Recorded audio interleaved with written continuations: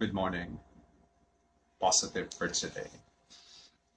Siguro naramdaman nyo na rin ito na when we were brokenhearted, feeling betrayed, or facing a difficult challenges, we felt the pain.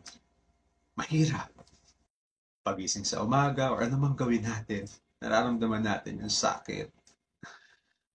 At siguro madalas din nating pinagdadasal noon na sana mawala na.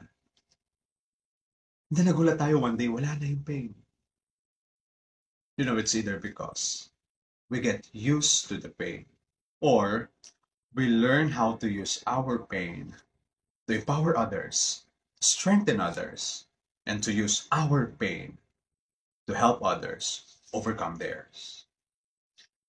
At sana pag dumating yung panahon na nawawala na yung pain, you choose the latter one. Love, love.